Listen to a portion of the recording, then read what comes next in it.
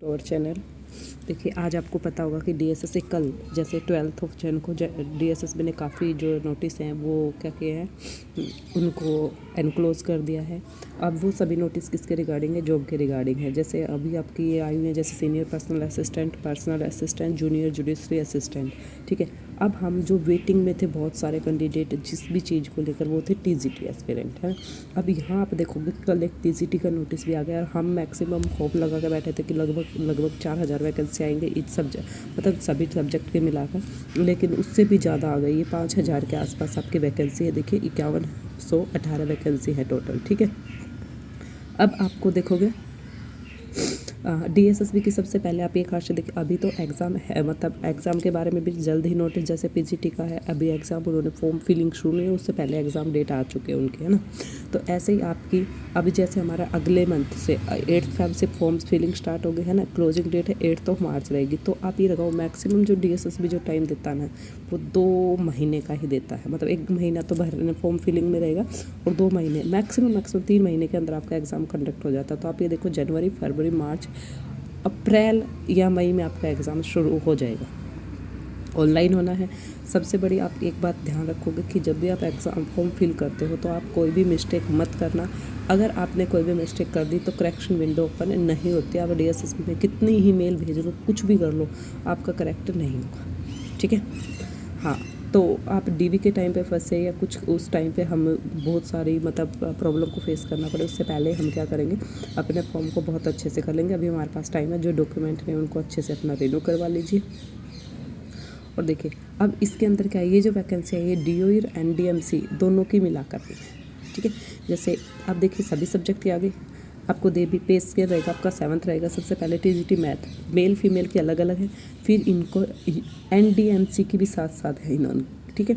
अब देखो TGT maths mail की है, उसके बाद कितनी है यूआर के अंदर, और तो अदर स्टेट तो रहेगा, वो सभी के सभी यूआर में ही काउंट हो गए। ओबीसी दिल्ली के अंदर अदर स्टेट का नहीं चलता, वो दिल्ली के ही रेजिडेंट्स होते हैं उनका चलता है।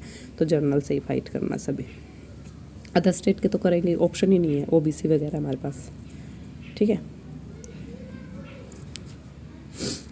अब टीजीटी इंग्लिश की है, मेल है फीमेल है।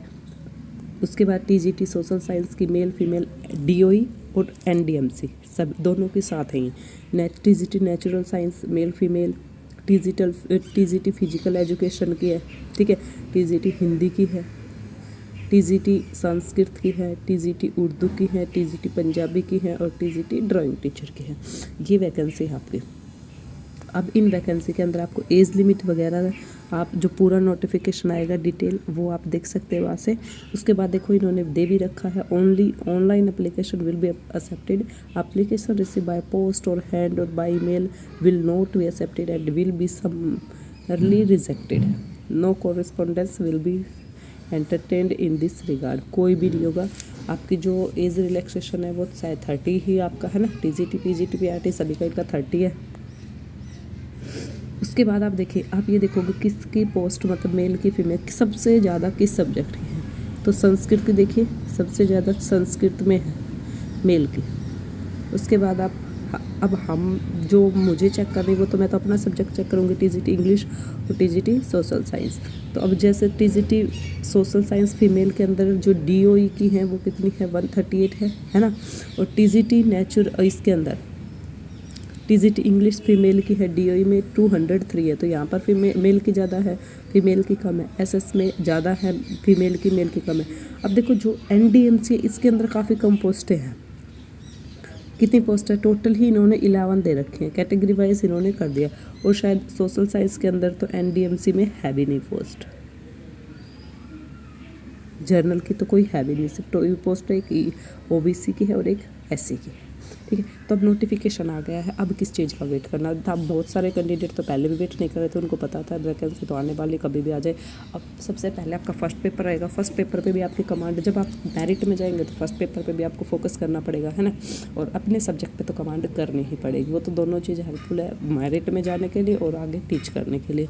तो अब अपनी तैयारी पे लग जाइए, वेट नहीं करना बिल्कुल भी। प्रीवियस ईयर लगा लीजिए, एनसीईआरटी पढ़िए, जो सिलेबस दे रखा है उसको अच्छे से पढ़ते रहिए। Bye bye, take care.